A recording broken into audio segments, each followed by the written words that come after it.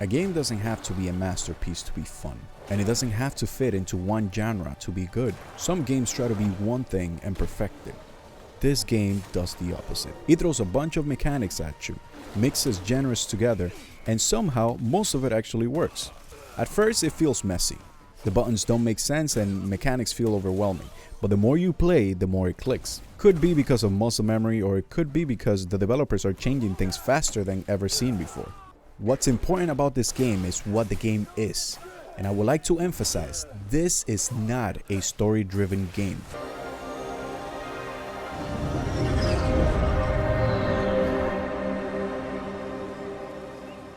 You should not play this game thinking it is an RPG with a great story. Even though it borrows ideas from a bunch of different genres, this is a sandbox open world action focused experience, and everything else in between should not be considered the main focus of the game. The game tells you what to do in a very simple way, but not how to do it.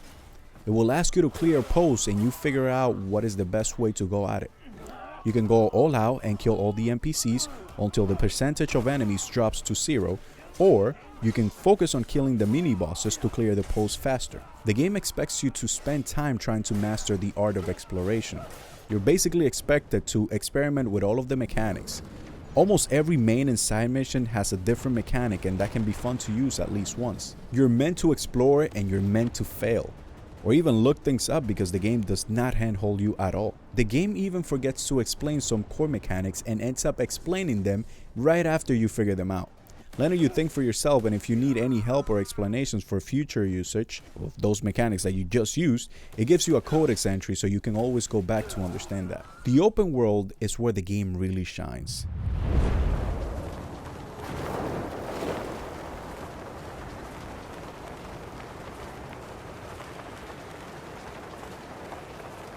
The world feels alive and the world looks beautiful graphically.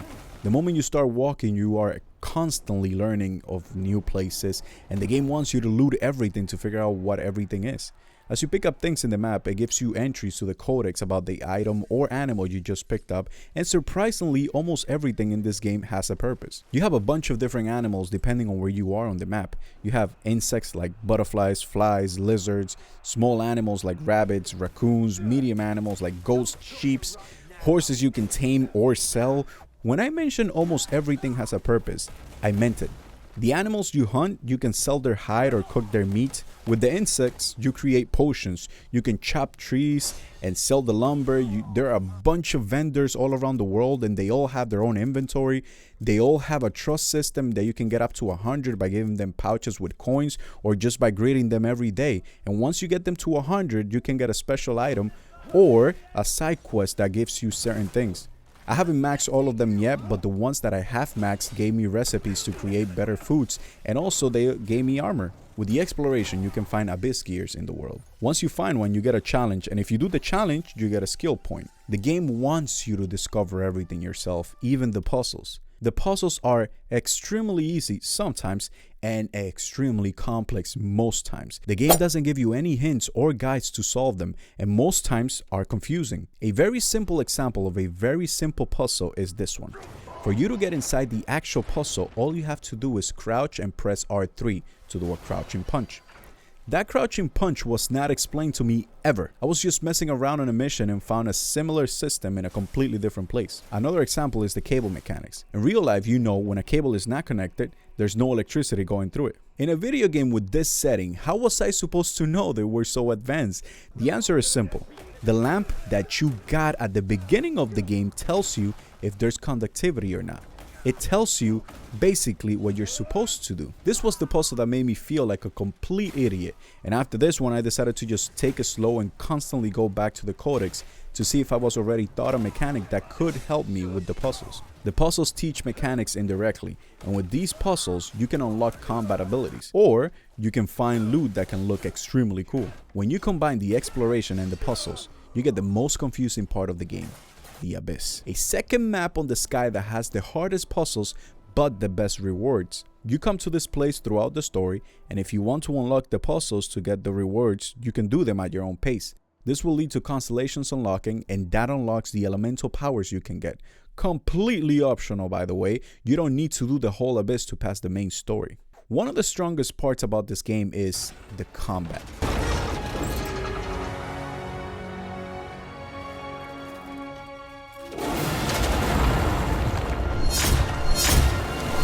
The combat is one of the main reasons I wanted to try this game. You get to play with 3 different characters, but the main character is Cliff. He has a sword and shield, spears, dual weapons, bows, hand-to-hand combat. All 3 characters can do grapple moves like wrestlers, do heavy impactful moves, or pull off flashy techniques but in a different way with different animations. The other 2 also have different weapons and different skill trees, but are still missing a few things to match Cliff. All of the characters have their own mount and they get their own outfits, so not everything fits everyone. You unlock these characters by doing the main missions, and once you do, you can switch between them like in GTA, or call them to fight with you. Only moment this doesn't work is when the story revolves around one of those characters that you're trying to play. Speaking about combat, I have to bring up an issue I had when playing. The game uses all of the buttons on the controller for multiple things, and sometimes things don't work when you want them to. If you have a headpiece that has an ability that you can activate with L1 and R1, and you want to use Flashing Bind, which is also L1 and R1, one of them takes priority over the other. And it's always the one that is the skill of the character, not the skills that you get. So when you have gear and main skills that have the same buttons, the game normally has issues prioritizing the things that you want to do. Now, an even more annoying situation is when you want to pick up something and you have to hold square, which is also the jump button, so you're going to be randomly jumping if you're a bit off. When doing jumping puzzles, you can also get confused with the double jump, which is also square twice, and the gliding, which is also square twice. The point I am trying to make is that the controllers are very annoying to get used to because multiple actions are the same buttons as of right now. There's no button mapping on the consoles right now, and I have heard keyboard and mouse is even worse, but I can guarantee and confirm that consoles is an issue.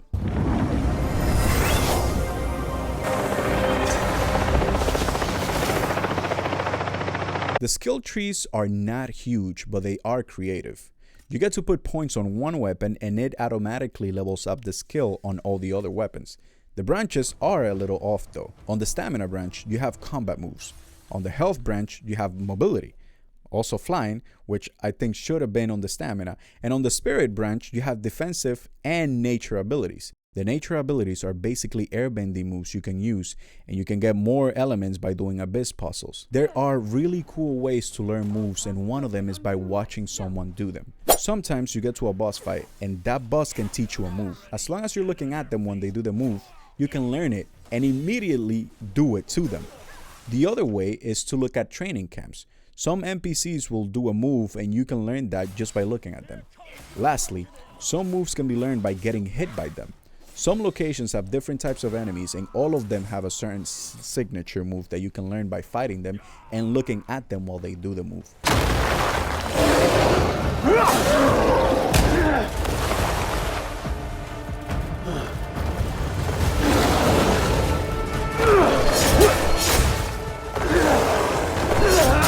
The boss fights are where you can see all of these moves shine.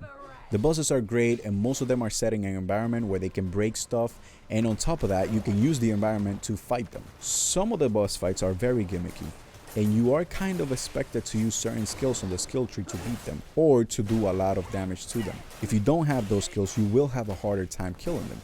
Is it manageable? Yes. Is it annoying? Also yes, but overall the boss fights were really fun and some were even challenging. There are moments where the particle effects on screen are way too much and the game lags a lot, which normally leads to the boss hitting you 7 times in a row because the game doesn't seem to have an immunity window when taking damage. Thankfully, there's nothing 20 cooked chickens can't heal. Now, I want to talk about the worst thing about the boss fights, and that's the camera and the lock-on system. Most bosses move a lot, and the camera resets and stops locking into them. Also, when the boss pushes you to the corners, the camera gets stuck and you're forced to eat a few hits before you even understand what is going on. The bosses move way too much and way too far for the places where the boss fights take place. They also disappear a whole lot. 90% of the bosses have a disappearing move that takes the lock-on away from them, and that's when the annoyance comes in. The camera is extremely annoying when fighting multiple enemies as well. If you lock onto an enemy and that enemy runs away, like really far away, the lock on stays on and drags the camera, which basically blinds you from all the other sides. Of course, this leads you to losing half of your health, so a quick solution I found was to not lock on the enemies unless it was a boss fight. You can use a temporary lock by holding the L1, which is also the blocking button and the parry button. This seemed to work much better because I was already blocking in case I was hit from the other sizes. But this also highlights the problems that I had with the lock on and the blocking in the game.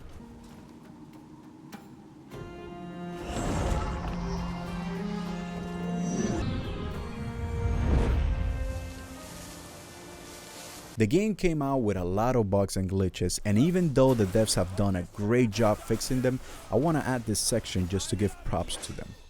When the game first came out, it had bugs like missions telling you to wait for the perfect moment and then giving you the option to wait for that perfect moment. Once you press that button on the controller, nothing worked, nothing happened. There was a bug where I couldn't open the main map because the game would crash. Complicated mechanic where you had to look at a memory with your lantern. After that, you had to equip the helmet to get a sequence, but if you did it too slow, that helmet wouldn't do anything. So the way they fixed this was by simply automatically putting the helmet on when the memory bar was filled up.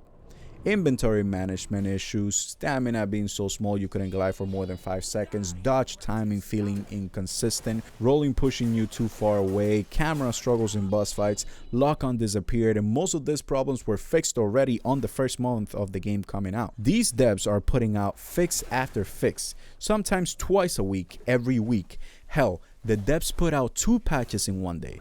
And one of those patches brought a bug, and the devs fixed that bug the next day. Another example was that the 2 other side characters were missing moves, and within 2 weeks, they added more moves to those characters to match the main character's skill tree. There was an instance where players found a way to basically fly forever, and instead of patching that out, the devs noticed there was a moment that felt stiff between the mechanics of the bug. And instead of patching that out and fixing that, they made the character do a flip between the unintended mechanics. The game has been out for 1.5 months, and they already added cosmetic content for free, more mounts for you to hunt, and more armor as well. On the subject of the rolling and dodging being inconsistent, I felt that pressing circle once and having the character roll and pressing circle twice and having the character sidestepped was backwards. So the developers found that there was an issue with that, and they made it the player's choice. If you wanted to roll with double circle, you did that. If you wanted to slide with one circle move, you did that. It is up to you how you want to play the game. They gave us the choice to change which one we wanted to do with one circle press, and if we wanted to hold circle instead of double pressing for the other action. Just like we have the freedom to explore everything, we also are getting the freedom to customize the way we play, and I have to give them praises for that. They also introduced difficulty settings, so if the game was too easy for you, you can make it harder, and if it was too hard for you, you can make it easier. When have you ever seen a developer company work so hard on a game and so fast? With all of this being said, there are still a few things that need work, and I am not too worried about them after how much the devs have shown, but I'll put them out there for the sake of the review and to inform you in case there's things that are deal breakers to you. You will need to use the internet to figure out a bunch of the missions. Some missions are bugged because of how quick they come up with new patches. And some missions just tell you what to do but not exactly how to do it. And when you don't really know the limits of the game, there is a big possibility that there's going to be confusion. One of the issues that's still there and it bothers me is the crime system. There is a crime system problem. You can steal as long as you have a mask on, which is cool, but faction reputation still drops, even if you don't have anyone around when you steal. When you steal with no one around, a circle forms with a countdown. If anyone sees you inside the circle, you get a wanted bounty, which makes no sense. Once you steal something from an enemy faction, you also get a crime circle, which makes no sense. It makes the system feel pointless. Another point on the crime system: if you commit a crime, like breaking some fences around the area gets flagged, even with no witnesses around. And if you stay in that area until the timer runs out, you get a bounty put on you, even if there's no one around. Nothing in the crime system makes sense.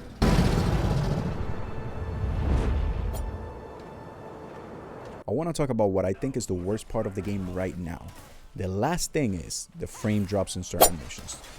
There are a few missions that require you to kill hundreds, if not thousands, I haven't counted, of enemies. And even though the amount of NPC on screen is impressive, especially pulling off every move you can to kill multiple at the same time, the game drops frames to a very noticeable point. It was so annoying to the point that I tried to run away to see if there was no NPCs so that I could get frames back. This happened in my playthrough 3 times in 3 different missions because of how many NPCs were on the screen. Now, the second thing I want to bring to the point of the worst thing of the game is the story's pacing. It starts strong, then falls apart very quickly. I am not saying the lore is not interesting. What I am saying is that the pacing and structure is really bad. Characters act very random at points where it doesn't make sense, but it does pick up and improves after chapter 4 of the 12 that it has. The story doesn't fully recover, but embraces what it wants to show you. The key mindset is to ignore the storytelling at first and enjoy the gameplay. However, if you want to salt to the wound, I can add that the voice acting and lip sync is really bad on all of the side missions. Not entirely a major issue on the main missions, but the side missions, the voice acting is horrendous. That seems different from what I heard before. Would you like to ruminate further on this? The way the missions are designed is a huge positive because of the freedom it gives you. You can start a mission, leave halfway, go do something completely different because nothing locks you in. For example, if a mission asks you to talk to 10 NPCs, you can talk to 2. If you get bored, you can go ahead and do something completely different. Almost every main and side mission is there to introduce you to a mechanic, and it almost makes you think that the right way to play the game is to do the main story first and then do everything else. But when it comes to the side content, most of the side content here feels like an MMO, and there are an insane amount of ways to make coin and to do side missions. You have bounties that you can pick up anywhere on the map, and it guides you to the person. Once you grab on them and tie them up, you bring them to jail and you get money for that. You have mini games like arm wrestling, boxing, this game's version of blackjack, random activities like an NPC stopping you for a quest, or a couple fighting because their husband didn't clean the chimney and now their house is caught on fire. Now, before I go any further, I want to talk about that mission. That mission is seen once in the whole game. I have never cleaned any other chimney, and I have 150 hours in the game. I don't understand why they didn't make that a repeatable side quest so that you can get extra money. Because even though it is not groundbreaking, it is still fun. The moment you start the game, you get the freedom to explore and do all of the main and side missions. And I haven't even mentioned the faction missions and all of the other side content the game has, like the Cuckoo Pod or the elemental moves that you have to farm for. Now, I'm gonna give you a list of the things that you have in the game. The game has camp management. There's a banking system where you can invest money and it fluctuates depending on the day, and a lot more. And there's even a market for trading goods, which I am not smart enough to understand any of them, so I didn't get too used to those mechanics, but it's there in case you want to use them, and the game does explain them pretty well. There's also so much more that it would be easier for me to describe what the game doesn't have. What the game doesn't have is romance options. That's the only thing I can think of right now. Overall, what the game does best is the freedom it gives you to explore and how much variety you have in combat. All of the ways you can play the game and discover everything at your own pace is a freeing experience. Player discovery always makes you feel like the exploration was worth the trouble. You can find a busted sword with an amazing skill in an abandoned house just because you wanted to see if there was anything in there.